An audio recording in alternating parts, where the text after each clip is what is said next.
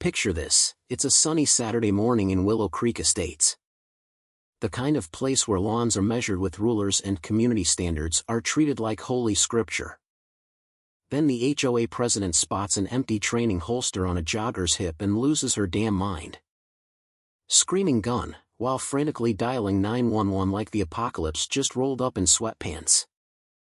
What she didn't realize was that the dangerous criminal was my son in police academy training gear, and her little performance was about to get her publicly humiliated in the most delicious, slow-motion way possible. The neighborhood looked perfect on the surface. Manicured hedges. Identical beige houses with approved trim colors only. And those little signs everywhere reminding you that your trash cans must be hidden by 7 a.m. or face a $50 fine. I'd moved here 2 years ago after the whole mess back in the city, the false accusations. The media circus that painted me as some rogue detective who'd crossed the line. I was cleared. Of course. But the whispers followed me. And in Willow Creek, Gloria Vance made sure those whispers never died. She was the queen of the HOA board. Always smiling in that tight, polite way that never reached her eyes. Clipboard permanently attached to her chest like body armor. She'd casually mentioned at a block party once that certain people with questionable pasts might not fit our family-friendly values. Everyone knew she meant me. I'd stayed quiet. Watched. Waited. Because men who've spent 20 years on the job learn one thing: patience is the deadliest weapon. That morning my son Tyler was doing his usual loop around the lake trail. Academy sweatshirt. Training belt. Empty holster, the same gear every cadet uses. Nothing loaded. Nothing threatening. Just a kid putting in the miles to become the kind of cop who actually protects people instead of playing dress up with power. I was on the porch with coffee when I heard the shouting. Stop right there. You cannot be carrying that in our community. Gloria stood at the edge of the trail in her pastel tracksuit. Hair sprayed into submission. Clipboard raised like a sword. Her face was already flushing that special shade of righteous indignation. Tyler slowed to a walk. Hands visible. Breathing steady the way I'd taught him. Ma'am. It's empty training equipment, he said calmly. I'm a police academy cadet. Gloria's eyes narrowed like she'd just caught him robbing a bank. I know what I see. That thing looks like a weapon.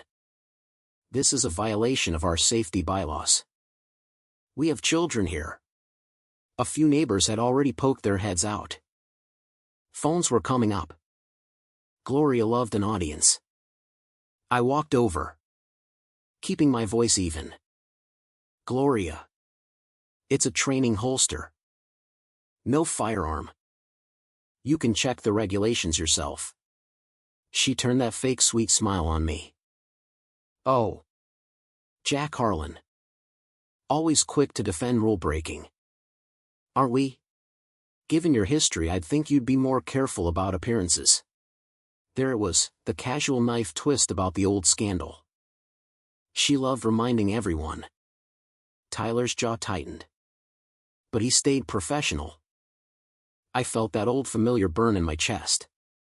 The one that comes from watching someone weaponize decency. Go ahead and call the police if you're so concerned, I said quietly. But when they get here, you might want to have a better explanation than I saw a plastic holster and panicked. Her lips curled. I'm doing this for the neighborhood's safety. Unlike some people. She pulled out her phone and dialed 911 with dramatic flair. Speaking loud enough for the growing crowd. Yes. Hello? There's an armed individual on the lake trail in Willow Creek Estates.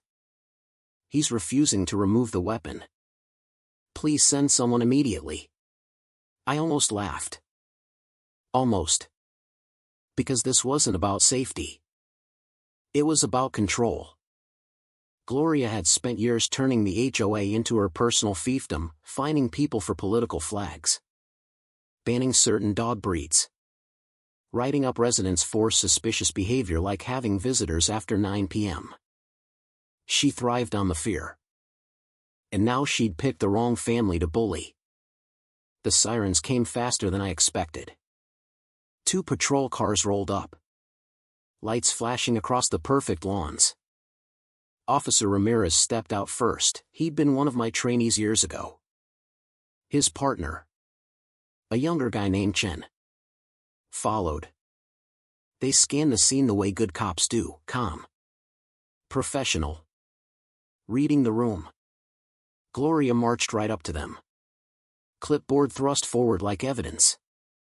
Officers, thank God you're here. That young man is carrying a firearm in a family neighborhood. I demand you remove it and cite him immediately. Ramirez looked at Tyler. Then at the Academy sweatshirt.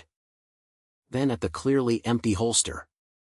His expression didn't change much. But I caught the tiny flicker of recognition. He glanced at me and gave the smallest nod. Sir.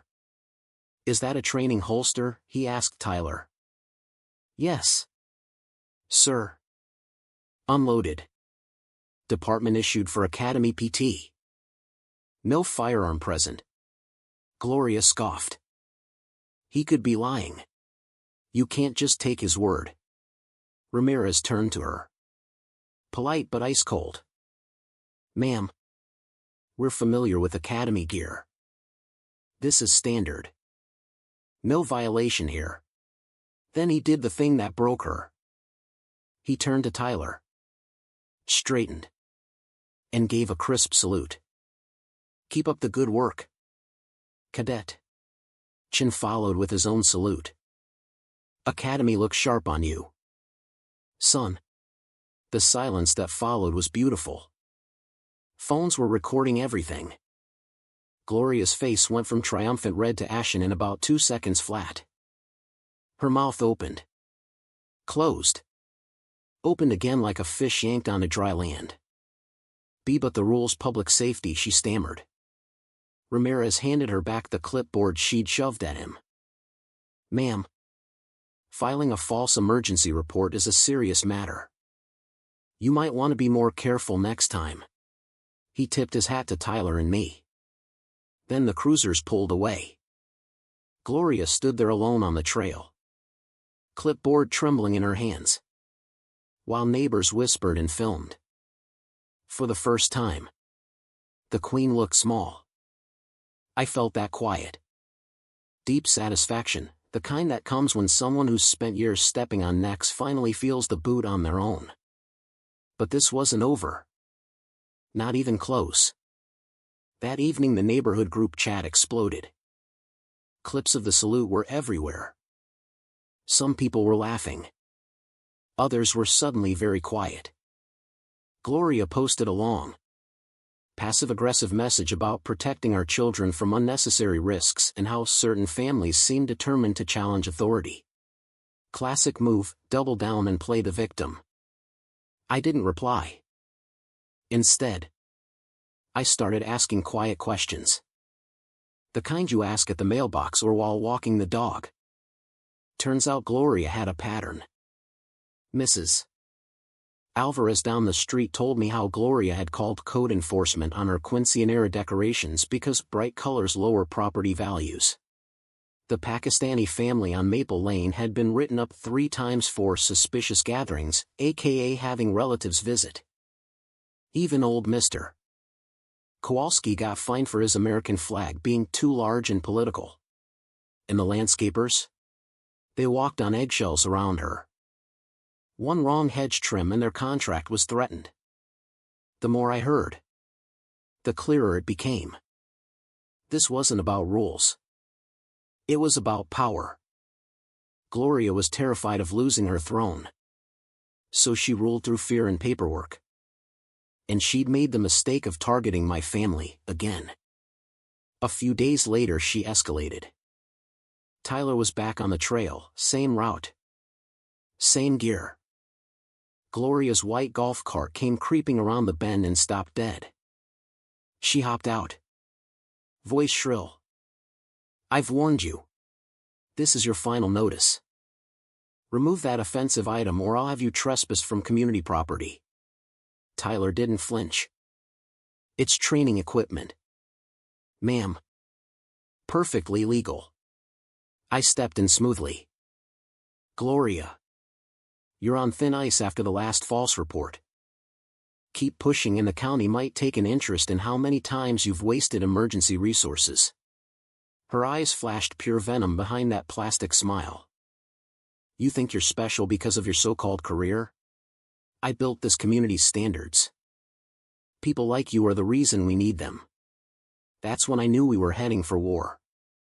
I started documenting everything. Old violation letters. Screenshots from the group chat. Quiet conversations with residents who'd been too scared to speak up. The turning point came when I talked to Raul, the head landscaper. He'd been threatened with contract termination after he'd been on the trail the day of the first incident and hadn't backed Gloria's story. She keeps a binder, he told me one afternoon while pretending to check sprinklers. In the clubhouse office. Every complaint. Every photo. Every 911 call log she prints for herself. She says it's insurance. That binder was the key. We waited for her weekly Pilates class. 15 minutes was all we needed. Raul let me in with his master key. The office smelled like air freshener in desperation. Top shelf. Locked drawer, black binder labeled Incidents, Confidential. I photographed page after page, false reports. Notes about residents' suspicious behavior. Even a draft proposal for a resident background check database that would have been blatantly illegal. Her handwriting was everywhere. Cold and meticulous. I sent everything to the County Public Safety Oversight Office that same afternoon. The response was faster than I expected. An investigator named Foster called me personally. Mr. Harlan. This pattern is concerning. Multiple false reports. Unauthorized data collection. We're opening a formal review. Gloria found out within days when her beloved HOA insurance provider froze coverage pending the audit. The email blast to the whole neighborhood announcing the county's intervention was the first crack in her armor. She tried to fight back with emergency board meetings and accusatory group messages. But the tide had turned. People who'd stayed silent for years started posting carefully worded questions. The fear was breaking. The final showdown happened at the emergency HOA assembly in the clubhouse. Gloria stood at the front in full battle mode. Clipboard in hand like a shield. Voice trembling with forced authority. This so-called investigation is nothing but harassment from one disgruntled resident who clearly has an agenda against proper governance. The room was packed. I stood up slowly. Proper governance doesn't include keeping secret files on your neighbors. Gloria. Or calling the cops on a kid for wearing academy gear. Or threatening people's livelihoods if they don't fall in line. I connected my phone to the projector. Page after page of her binder filled the screen. Gasps rippled through the crowd. Raul stood and confirmed what he'd seen. One by one. Residents shared their stories, small at first. Then gaining momentum. The room turned into a pressure cooker of long-suppressed anger. Gloria's face went through every stage of grief in 30 seconds. Denial. Rage. Panic. And finally a hollow, shaking disbelief. When the county officers stepped forward to serve her with the official suspension notice, her clipboard slipped from her fingers and cracked on the floor. The sound was oddly satisfying. In the weeks that followed, the county stripped her of all authority. New leadership was appointed. The absurd fine stopped. People started smiling at each other again instead of looking over their shoulders. Tyler kept training on the trail without harassment. And for the first time since we moved here, Willow Creek actually felt like a community instead of a police state with flower beds. I sat on the porch one evening watching the lake. Tyler beside me with his training belt on the table between us. The old holster caught the light, harmless plastic and leather that had somehow toppled a tyrant. "Think she learned anything?" he asked. I took a slow sip of coffee. "People like Gloria don't learn. They just run out of targets." The rest of us finally stopped giving them power. The neighborhood felt lighter now. No more whispered warnings about upsetting the board. Just people living their lives without fear of a clipboard-wielding hall monitor. So tell me, was Gloria Vance just a dedicated volunteer trying to keep her neighborhood safe and orderly? Or was she a power-hungry bully who finally got exposed when she picked the wrong fight? Drop your thoughts below, right or wrong,